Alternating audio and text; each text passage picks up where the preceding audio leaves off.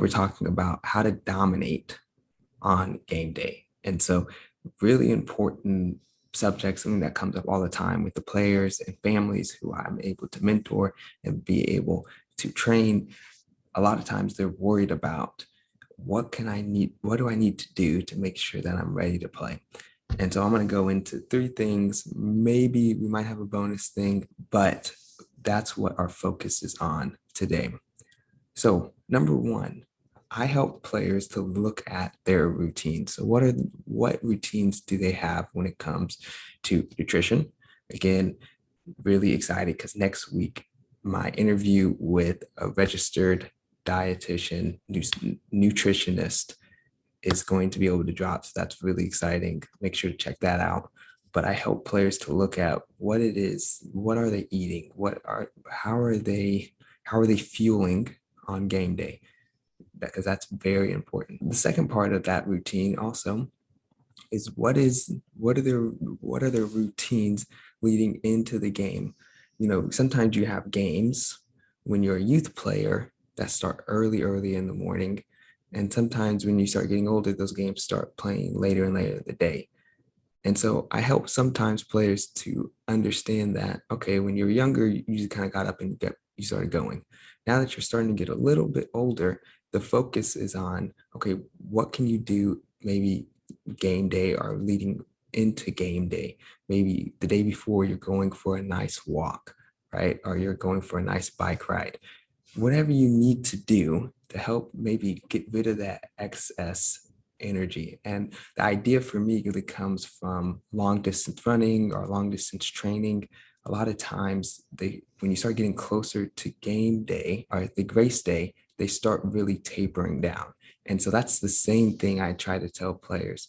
You need to start tapering down a little bit. You don't need to be training, you know, 5 hours the day before the game, especially not on game day. That's not the day really to start trying to get a lot of work in. Now, if you want to get some touches on the ball, do what you got to do, but the focus really has been leading up to it. So again, look at your routines, and number one, make sure you take care of your nutrition, but also focus on starting to taper down. The second thing that I ask players to do is to make sure that they are watching what they put in to their mind. I help players to have a vision to going into the game so that they understand what's a positive way to look at going into this game. What does dominating game day really mean for me? Because for one player, that may mean completing most of their passes. For other players, that means winning most of their defending duels. Other players, that's scoring a goal. Other players, that may be something totally different.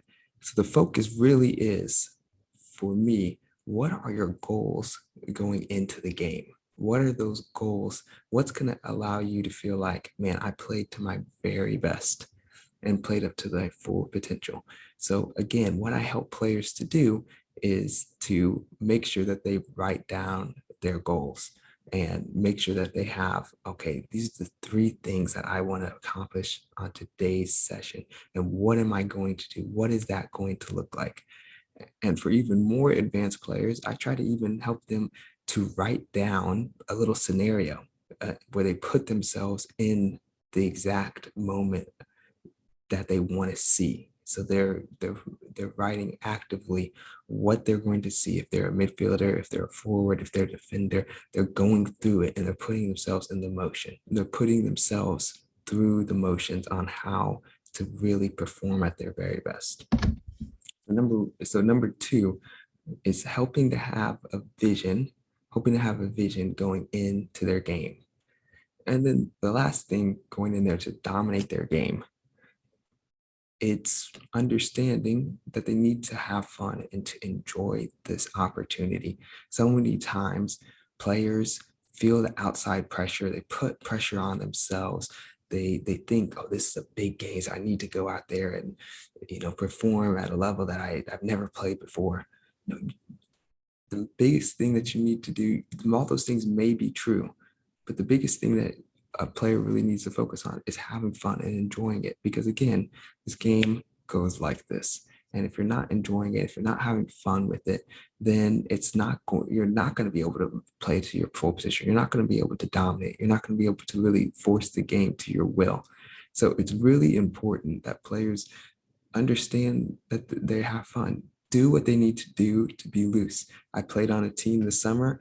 One of the hallmarks of that team was people enjoyed each other's company. They were laughing, they were joking, they were loose. They weren't really tense going into games. It was almost like a party vibe going into the games with the warm up, people dancing, all this stuff. But when it was time for business, people were able to turn it on and lock in. And that's what I ask players. Like, do what you got to do to make sure you're having fun.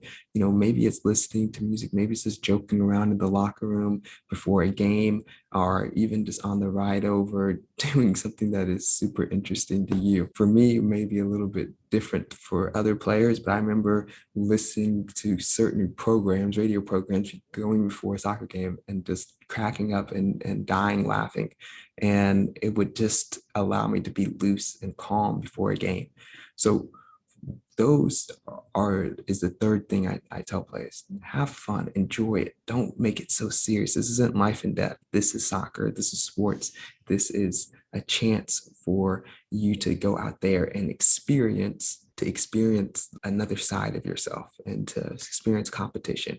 So those are the ways that I say go out and to dominate game day and dominate a big game coming up. Lastly, the fourth bonus thing I would say is, how did you train, right? And I know that should be obvious, but again, it just comes from the work that you put in. If you're not putting in the work, if you're not putting in the time, then you're not going to go out and dominate and play to your very best. And I think that should be something that players realize. A lot of times they do, but they don't.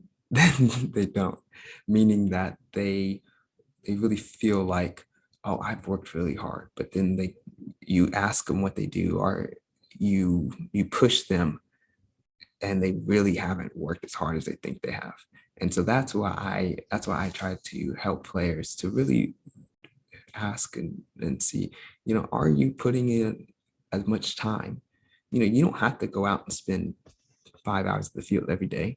You may go out and spend 15 minutes, but in that 15 minutes, you're working really hard on your skills. You're working really hard on your weaknesses. You're working really hard on the things that you need to do at your position or your own player development curve. So again, fourth one, the bonus one, it comes down to, are you putting in the work and the training on the training field? So those are my tips. Let me know if you agree with those tips or if you have something different. See you soon.